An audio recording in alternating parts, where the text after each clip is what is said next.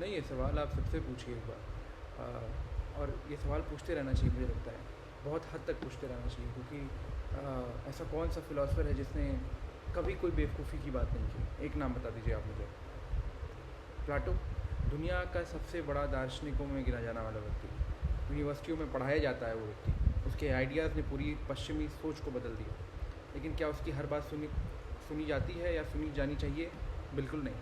क्योंकि प्लाटो ने कुछ ऐसी बातें कही है और लिखी भी है जिन्हें आज पढ़कर आप हैरान रह जाएंगे। उसने एक आइडियल राज्य की कल्पना करते हुए कहा कि समाज के हित के लिए कुछ बच्चों को जीवित नहीं रहने देना चाहिए। उसने महिलाओं के बारे में ऐसे विचार रखे जिन्हें आज कोई स्वीकार नहीं करेगा। उसने लोकतंत्र की इतनी बड़ी आलोचना की कि आज अगर वही बातें कोई नेता बोल दे तो लोग उसे एंटी डेमोक्रेटिक कह देंगे या एंटी नेशनल कह देंगे। तो क्या आप प्लाटो को कूड़ेदान में फेंक देंगे? नहीं। उसकी वजह है क्योंकि किसी भी विचारक को पढ़ने का तरीका ये नहीं होता है कि उसकी हर लाइन को धर्म ग्रंथ बना लिया जाए। हम उसके बड़े विचार देखते हैं। उसने न्याय पर क्या कहा, उसने शिक्षा पर क्या कहा, उसने समाज के बारे में क्या समझाया, सत्ता को कैसे देखता था वो। ये चीज़ें आज भी चर्चा में हैं और जो बातें समय ने गलत साबित कर दी है उन्हें इतिहास में छोड़ दिया गया है।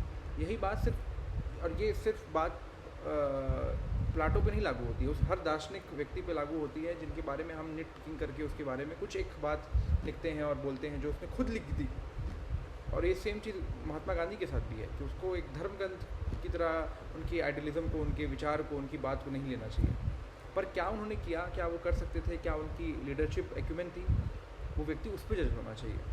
अरस्तू को देख लीजिए, उसने विज्ञान को दिशा दी, तर्कशास्त्र में को खड़ा किया, जो अच्छे आर्ग्यूमेंट्स कैसे दिए जाते हैं अरस्तू ने सिखाया। लेकिन उसी ने महिलाओं और गुलामी पर ऐसे विचार दिए जिन्हें आज गलत माना जाता है। रूसो आज़ादी की बात करता है लेकिन अपने बच्चों को अनाथालय भेज दिया, है ना। नीचे के विचारों को लोगों ने कहा अलग अलग तरीके से इस्तेमाल किया। मार्क्स की भविष्यवाणियों भी पूरी तरह सच नहीं निकली। मतलब क्या है इसका? मतलब ये है कि महान दिमाग भी इंसान होते हैं, उनके पास अद्भुत विचार भी होते हैं और गंभीर गलतियाँ भी। समस्या तब शुरू होती है जब किसी फिलोसफर को एक अंतिम सत्य मान लेते हैं। तभी तो मैं बहुत आप लोग को बार बार कहता हूँ कि इस चीज़ से बचिए कि मेरी ये आइडियोलॉजी है। आइडियोलॉजी किसकी होती है? आइडियोलॉजी तब होती है जब आपका देह छोड़ने का समय आ गया है कि ठीक है, अब ये मेरा अंत आ रहा है, अब मेरे पढ़ाई लिखाई का समय ख़त्म होता है और मुझे एक विचार बनाना है और ये मेरा विचार है। पढ़ते लिखते व्यक्ति को कभी भी आइडियोलॉजिकल लेवल से दूर रहना चाहिए, आइडियोलॉजिकल लेवल की अंडरस्टैंडिंग से दूर रहना चाहिए। पढ़ना चाहिए, देखना चाहिए, समझना चाहिए। क्योंकि आप एक तर्क संगत आइडियोलॉजी में अगर फिक्स हो जाएंगे तो उसके एक विचारक बन के रह जाएंगे, उसके एक प्रवक्ता बन के रह जाएंगे, जो आपके लिए कभी सही नहीं होगा। फ़िलॉसफ़ी का मकसद श्रद्धालु बनना नहीं है, फ़िलॉसफ़ी का मकसद है सवाल पूछना। इसलिए अगली बार जब कोई कहे कि फला फ़िलॉसफ़र ने कहा तो जवाब दीजिएगा ठीक है उसने कहा, लेकिन क्या ये सही है, क्या वो सही मानना चाहिए?